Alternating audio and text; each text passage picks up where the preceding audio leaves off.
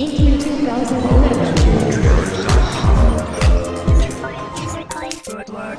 is Skyrim. It looks beautiful. Here it is running on the 360. It is a huge, epic fantasy game where you can be who you want and do whatever you want. We're really, really pushing the hardware. We've rewritten all the graphics, all of the gameplay this go-around, and we just want to fill a world with detail. All the little things. You can look at these plants, so micro detail, macro detail. You can walk to the top of that mountain. If you've played our stuff, you know these are huge games that are wide open for you to explore and do what you want. We have a new animation system, so you can play in third person. So some nice blending on the character. And that is Dragonborn. That is, you can be whoever you want, male or female. This is the character we're showing. So a lot of people like to play in third person, so it's a real viable option this go around. As you, I mean, you've got wildlife. You've got, I mean, the world is really alive. Really, really alive. That's what we push for. And it's you are who you play. The right trigger does your right hand. The left trigger does your left hand. And so, as opposed to picking a character, you just be who you want, do what you want. So now I'm kind of being a battle mage, where the left trigger is casting this healing spell, and I can put that in any hand if I want. So right trigger, and then left trigger. Dual wield spells, and you power up. What's cool is if you pull both triggers at the same time, you get a more powerful version of that spell. Now we're headed up high up into the mountains where it gets snowy to this Nordic ruin. This is one of our over 150 dungeons that we have in the game, and the ancient Nords used to worship dragons. So here we are inside the dungeon with our bow. We do have a lot of cool stealth gameplay as well. So we really want to pay off on all of those different styles of gameplay, whether it's stealth, melee, magic. As this person is switching between first and, or in this playthrough, first and third, do you think a lot of people are going to play it that way, or? You know, I prefer first person myself, but I notice a lot of people just like to run around in third person. You can also dual wield swords. Okay, wow. Actually, you can dual wield any one-handed weapons. And you'll see me use a shout here. It's one of our magic powers you can do. There are a lot of shouts throughout the game, right? These dragon shouts? Yep.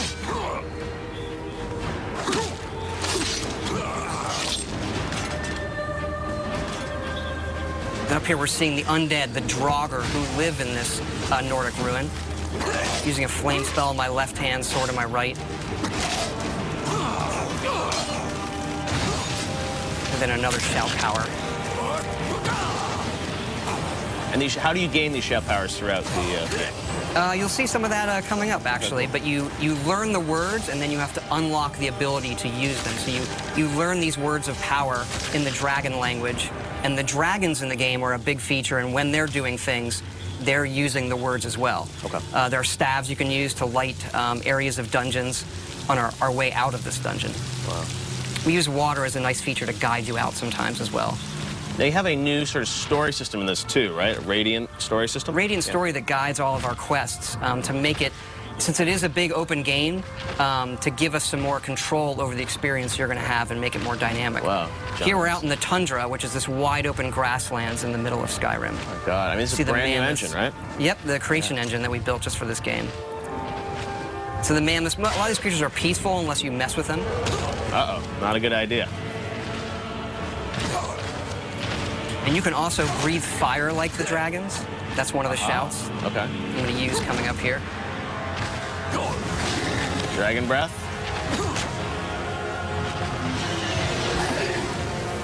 Aha. And dragons can attack anything. They're dynamic creatures. We don't script them. So when we're playing the game, we don't know what they're going to do often. They are these big boss fights that are dynamic and interesting in ways that, we've never experienced in a game before. Now, I read a rumor online this week that the game is over 300 hours, or you can spend at least 300 hours in the game. There is at least 300 hours in it. We kind of have stopped counting. There was so much stuff in this game. Oh, and here's a battle with a non-friendly dragon. Kind of getting some help from the guards of this tower here. And then when they die, you absorb their souls, and this allows you to unlock words of power, shouts that you've learned, and power them up. And then we also have fights in the game in times where there are multiple dragons. So here comes another one up there, a frost dragon. They're even more powerful than the dragon that I just defeated with the help of the guards. And what's cool about this game is, dragons are not just going to come into the, the final 10% of the game. I mean, you're going to see them throughout the game, right? They are creatures like any other, and you see them not from the initial get-go, but you see them throughout the game, yes. I was reading your character sort of starts this game. You're on your way to your execution. Is that true? You are being led to your execution. This is another shout there, Storm Call. So this calls a storm that brings lightning down to defeat your enemies. One of the more powerful shouts. Right.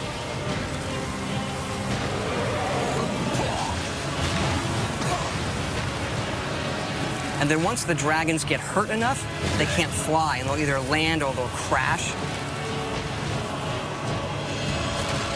And how will your relationship with these dragons change throughout the game? I mean, obviously, there's some that will be friendly to you. I don't want to quite spoil it yet, but they all aren't out to destroy the world. And why they're back and what they want is part of the mystery of the main quest in the game that you're going to uncover. Wow, very cool. Justine, are there any questions from fans for Todd? I have a question here from Jerry V on Facebook. Says, love the guilds in Oblivion. I wonder if the fractions are going to return. Do you think it'll happen? We do have factions returning. Our three main factions are the College of Winterhold, which is like for the mages, the Companions, which is our warrior guild, and then the Thieves Guild, of course. Right. Very cool. And there's the beautiful Skyrim logo, and the date we know is going to be 11/11/11, which is coming out in November. Very cool. Justine, any more questions? Let's see, Player22 on Twitter says, loving the new engine. Can't wait to see more. Curious with how many environments they will have in Skyrim. There's a lot. It's another thing where we stopped counting. I mean, we have 7 major different regions in the game. You've seen some of that where we get into snowy mountains and pine forests and fall forests, that open tundra, lots of different dungeon types. I mean, we go at this each time trying to make the biggest, craziest role-playing game we possibly can and let people just do whatever they want.